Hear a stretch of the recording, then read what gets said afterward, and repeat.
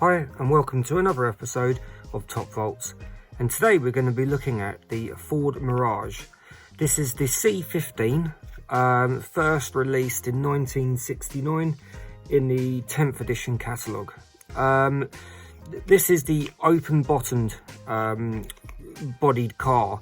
There isn't a chassis as such, but it's attached to the top half of the body shell with an inner body shell which holds the driver in the cockpit and whatnot, and it's held together on the motor side of it. It's held by one front sort of retaining clip with one either side of the motor. It's running a Raymond motor with the all-in-one rear axle with the pinion and rear cog, but a lovely little model. It's fairly well put together and tough. Maybe a bit more on the basic side, you could say, on these Scalextric cars. It runs the guides up the front here, so you have your braids running around and making contact on two brass tabs up the top here. So as it's turning, it's maintaining contact. Once again, fairly easy to work on, and fairly reliable cars actually. This motor is actually quite a strong, reliable motor. I mean, the magnets in this feel very, very strong. So what we'll do is we'll take the motor out, have a little look in there. Let's just make sure we don't have to put a tiny bit of oil in there just to make it feel a bit freer. We'll check the brushes as well, and we'll have a look at the soldered joints, which first impressions, the connection points all look very strong and good, possibly recently done. But first things first, let's remove the motor. On these, they can be a little bit stubborn to get out to, and try not to put too much stress on these cars. As you can see, there's quite a bit of flex in the body there. So if you can, try and place your thumb down on the inner frame of the car and just give it a twist from side to side on the wheels, and that releases it. And then you can pull back from that front catch, releasing the motor. As you can see, it's an all-in-one connected to the motor via two screws in the top here.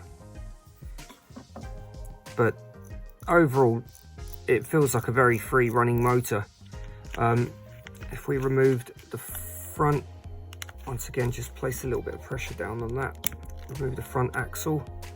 We'll put that to one side for the moment, and then we'll remove the guides. I tend to like just to bend it forward, and sometimes it helps release it, because these can be a little bit stubborn. Or even sometimes if you can get a tool just under the side catch here and just give it a twist, and that just brings it out.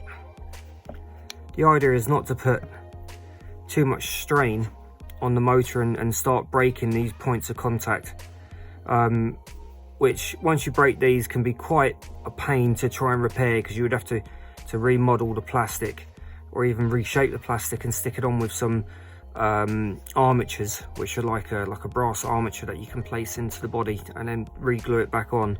But that can be quite a pain, really. This can be unclipped from 2 points here, and then the back lifts out. Actually, in fact, I'll show you. So I'll just release that.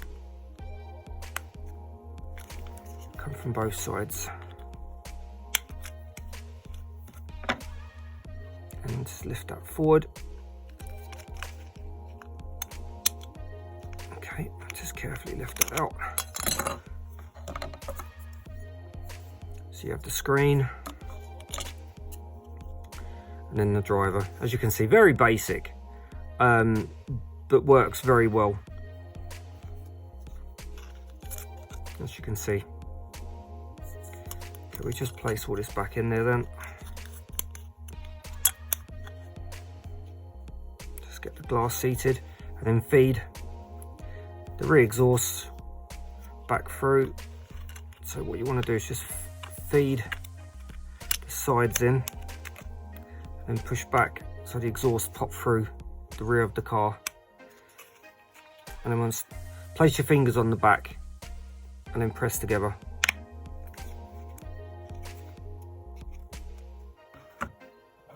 Okay, so let's have a closer look.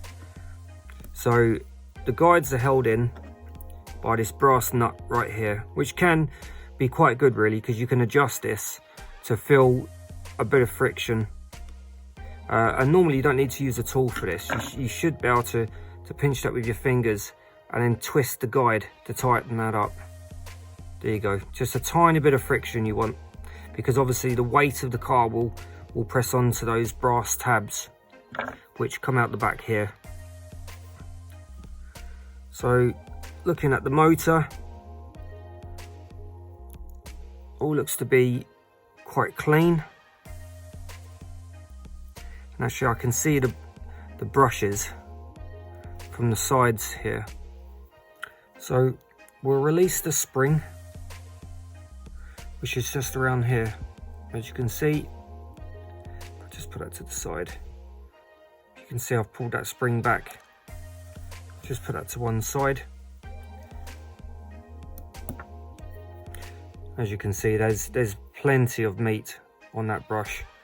So I don't think we need to look at the other side. So we just drop that back in, remembering the orientation so it runs on the guide of the motor. We'll just drop that back in there, and that should seat just nicely back in there. Just place the spring back onto that hoop.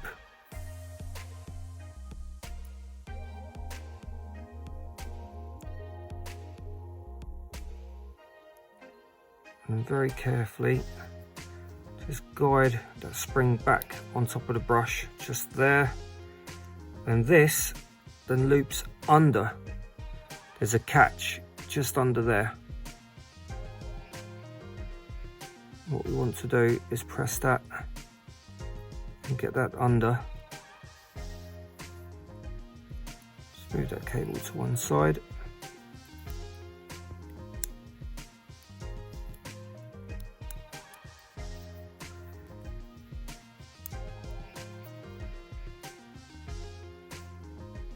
Be a little bit fiddly sometimes because it's the wire is, or the spring is so fine.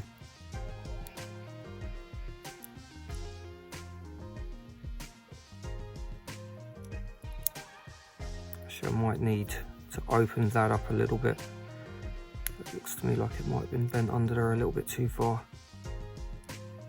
That's it, that helps. Perfect, and then we just bend that back down a little bit.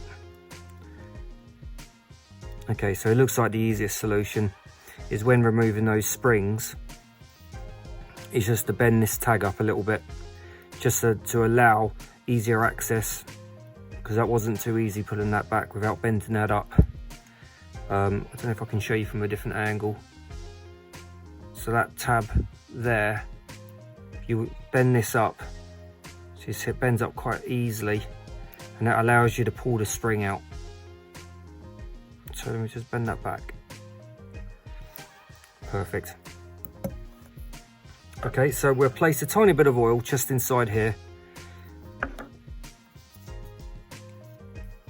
And this will allow this just to soak in a little bit. And not a lot of oil at all, just a tiny drop. Maybe just a tiny bit either side of the axle. Just to allow that to run in.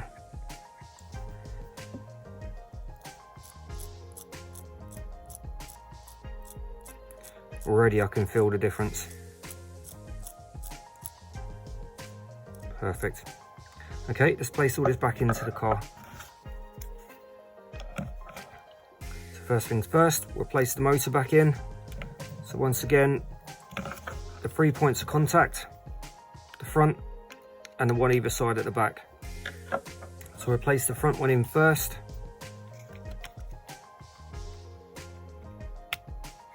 Into that guide up there, and then being careful not to catch any cables, and then placing your hands on the other side of the body shell, push together.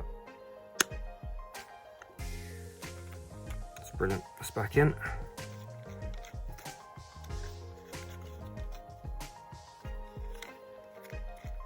Okay, and that's still running free as well. That's great. and then we place the guides back in. So again, line those up, fingers on the other side, and then gently press. That's it. Brilliant. Let's just put that to one side. There is little catches here which hold the wire in place.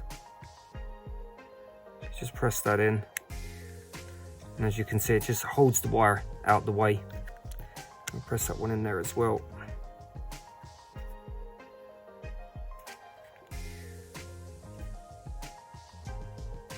There you go, perfect. And then we can put the front axle back in place. And it's always just good practice to place your finger behind the point that you want to press onto, and that just gives the frame just a nice bit of sturdiness as you push those back. Okay, so our next job is just to run this up and just make sure the motor's operating as it should. Okay, so we'll start the volt low and then slowly increase. Just allow those brushes just to bed themselves back in. So I'm just going to lift the rear wheels a little bit and then bring the volts on. So keeping those nice and low. And that's running lovely and smooth. So I'm going to increase the volts.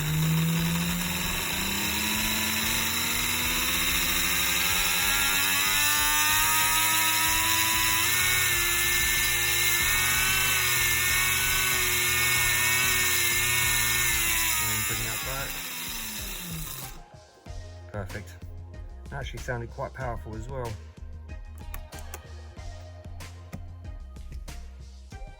Thank you for watching my video. I hope you enjoyed it and taken some tips of use. As always, please leave a comment in the comment section if you have any helpful tips or advice on this car. Any advice is always helpful. As always say, anything that helps us maintain these cars and keep them going is great. And I'll see you at the next one. Thank you very much.